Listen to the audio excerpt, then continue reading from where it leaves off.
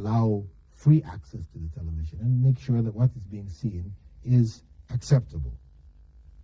Second question, is it true that laughing or other such acts break our ablution, wudu? Can you tell me what all can break our ablution? Laughing does not break ablution, or the state of purity, tahara, which is achieved when one washes oneself in preparation for prayer. Nor does bleeding. These are common misconceptions, or vomiting. These are three areas: laughing, vomiting, and bleeding. That is bleeding from a cut. We're not talking about menses in the case of a woman, but just bleeding, a person gets a cut on their arm or their tooth starts to bleed or something like this. These acts do not break the state of tahara, because there are no authentic traditions to indicate that. There are some traditions, hadiths, but they're not authentic, they're weak, which make the statement. What breaks the state of tahara fundamentally is urination, defecation, passing wind, going to sleep. And now sleep in itself is not what breaks the state of tahara, but the fact that when a person is in a state of sleep, they may pass wind without knowing it. Because the sleep, we lose consciousness of what is happening to our bodies. So if we go into a semi-sleep stage where we are awake, sort of partly awake, partly asleep, we're aware of what is around us, this doesn't break our state of ablution. And these are the basic acts which require us to then make wudu, or the basic ablution, washing the arms, face, feet. But if there's another acts like that of sexual intercourse, this now causes us to have to take a bath to regain the state of tahara. This also breaks our state of ablution.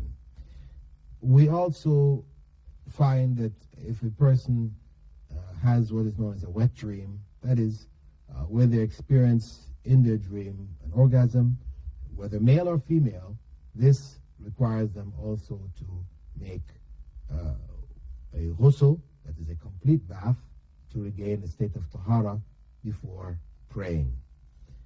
These are the basic acts which will break our state of ablution. There is also two additional acts that should be noted. One is of touching one's private parts. However, this is in the case where one is without clothing. If one touches oneself skin on skin, this is what breaks that state. And also in the case of eating camel's meat. The Prophet Muhammad, may God's peace and blessing be upon him, had told his companions that if they eat camel's meat, they must make ablution. In the early stages, actually the eating of meat, which was uncooked, which was cooked, required them to make ablution. This was later abrogated, and it was left only for camel meat. Once we eat camel meat, it is a requirement for us to make ablution. The third question of our brother Muhammad Atif Khan is, when should we pray witr prayers? After the Isha prayer or before sleeping? The preferable time for praying witr is at the end of tahajjud. Tahajjud is the night prayer, which is done when we get up from sleep. Actually, this is the best time, is in the latter third of the night. If we divide from Maghrib, sunset, to sunrise, or to the dawn, beginning of the dawn, if we divide that into three portions, the third portion, the latter part of that third portion, is the best time to get up from sleep and to pray. This is a highly recommended time to pray, because no one is around, no one is observing us. This is the time when we are most close to God. So we're recommended to get up, in the night, whenever we can. And at that time, after praying a series of prayers which are based on 2 units at a time, we complete it by an odd number of units, either 1 or 3 or 5, and this is what is known as witr. Witr actually means odd. So the odd number to close the night prayer. Now, it was the practice of some of the companions of the Prophet, may God's peace and blessing be upon them, for fear of not being able to get up at night to make the witr.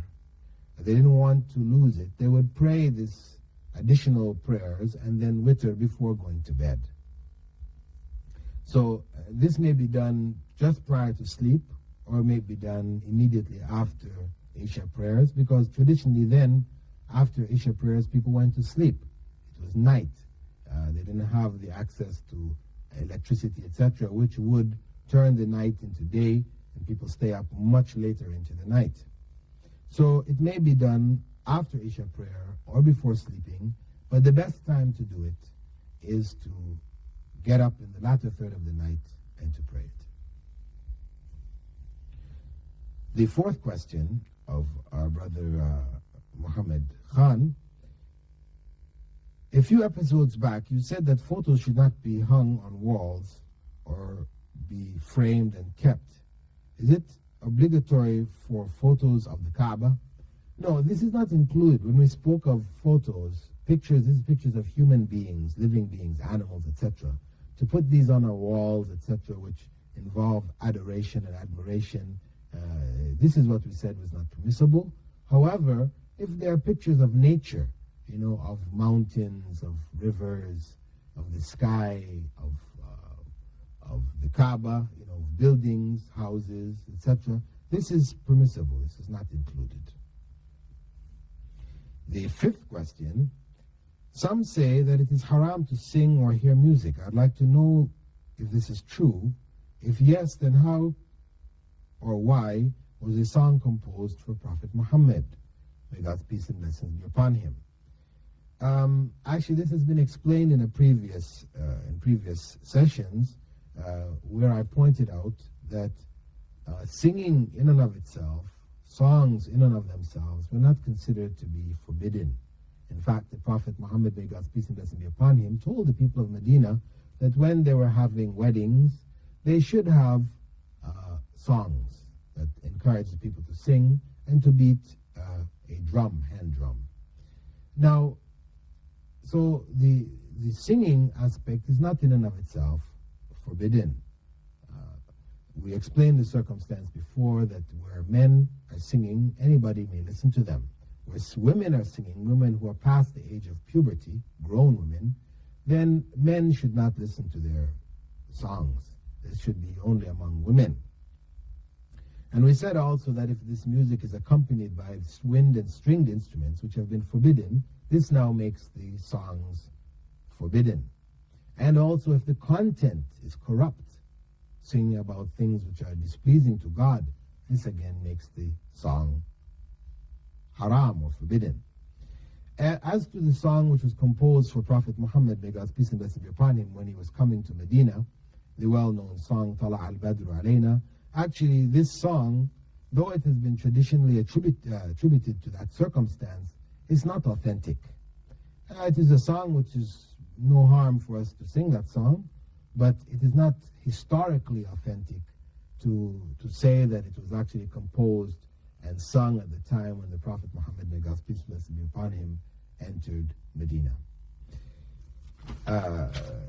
With that, dear viewers, I'd like to conclude this segment of the program, and we'll be going on to some other questions in the next segment. I hope the points that have been explained here have been of some benefit to you all, and I hope you'll continue to watch the coming segments. With that, dear viewers, I bid you all farewell. Wassalamu alaikum wa rahmatullahi wa barakatuh.